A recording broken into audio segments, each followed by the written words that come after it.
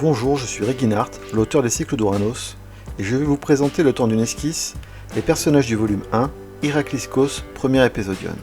Aujourd'hui, nouveau croquis d'un des principaux protagonistes, Oedipe, présenté comme l'oncle du futur Héraclès. Je vais donc approfondir la réflexion qui fut la mienne pour proposer ma vision d'Oedipe dans les cycles d'Ouranos. Je vous invite à voir la vidéo du second croquis sur Oedipe si vous souhaitez connaître les prémices de cette réflexion. Comme je l'ai expliqué, la tragédie de Sophocle, Oedipe roi, sur laquelle Freud s'est inspiré pour sa fameuse théorie, était pour moi compliquée à intégrer dans ce que j'envisageais comme une histoire épique et fantastique, mais sans tomber dans un littéralisme illustratif maintes fois réalisé. Résumons. Un jeune héros tue son véritable père sans le savoir, finit par obtenir le trône de son défunt père en épousant sa mère, chose qu'il ignore alors, qui donnera naissance à plusieurs enfants qui connaîtront un destin difficile. Ces choix involontairement immoraux suscitant la colère des dieux, gardiens pour le coup du bien et de la vertu entre les hommes. Je pourrais déjà philosopher longtemps sur cette dernière assertion qui, l'air de rien, est intrigante quand la mythologie se compose d'une suite de récits à la moralité relative, qui compte notamment comment Héraclès massacre régulièrement son lot d'adversaires qui souvent n'ont eu que le manque de chance de croiser son chemin. Mais je me contenterai de justifier la raison pour laquelle j'ai fini par ne pas tenir compte de la version de Sophocle.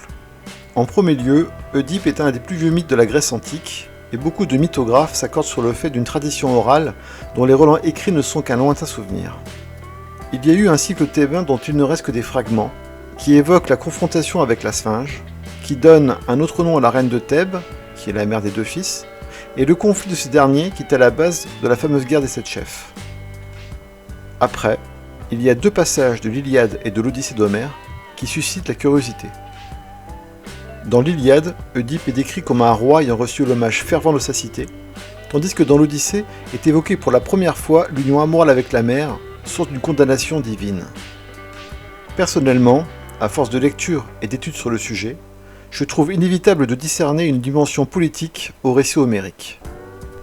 Selon moi, il n'est pas possible de penser Homère, qui à l'instar de Shakespeare est un personnage très fantasmatique, comme un observateur d'une constante et totale neutralité.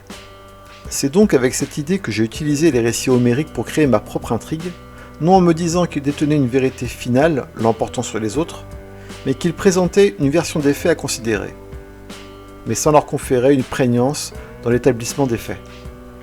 En bref, dans les cycles d'Ouranos, je ne suis pas obligé par les récits homériques, mais par contre, ils m'ont inspiré pour la dimension politique qui est inhérente à la vie de toute société plus ou moins évoluée.